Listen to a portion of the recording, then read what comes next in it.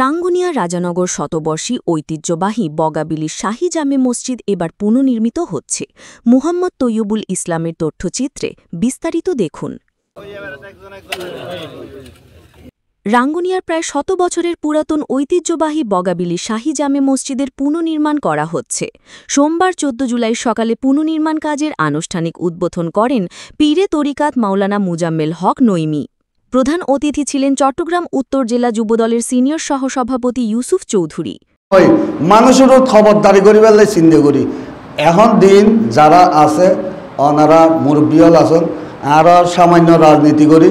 তবে সর্বপ্রথম আর এই রাজনীতির মধ্যে সফল হইলে যে বগাবিলি মসজিদ টান বহুদিন জগৎ এই মসজিদ আবার মসজিদ যারা উদ্যোগ লই, যারা পূর্ণ সংস্কার করি বেলায় উদ্যোগ লই, বিভিন্ন প্রতিবন্ধকতা সৃষ্টি হই, প্রতিবন্ধকর হারণে সমাজের কিছু উশৃঙ্খল যুবকলের হারণে একখানে বগাবিলি অনাকাঙ্ক্ষিত ঘটনা হয়ে গেই যে নারা কোনোদিন চিন্তাও নৌ করি।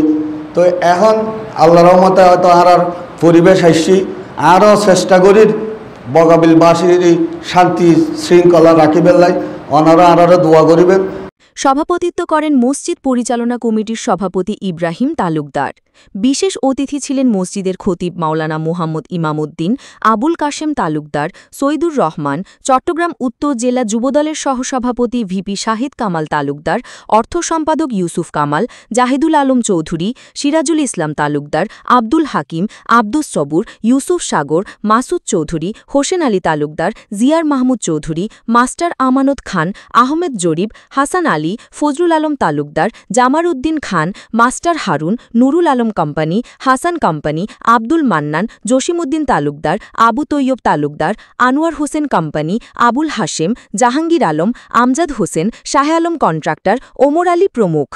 মসজিদ পরিচালনা কমিটির সাধারণ সম্পাদক আবু তৈয়ব তালুকদার জানান, মসজিদটি ১৯৩০ সালে প্রতিষ্ঠিত হলেও পুরনো জরাজীর্ণ ভবনে নামাজ আদায় মুসল্লিদের কষ্ট হচ্ছে, তাই আধুনিক মানের মসজিদ ভবন নির্মাণ কাজ করা হচ্ছে।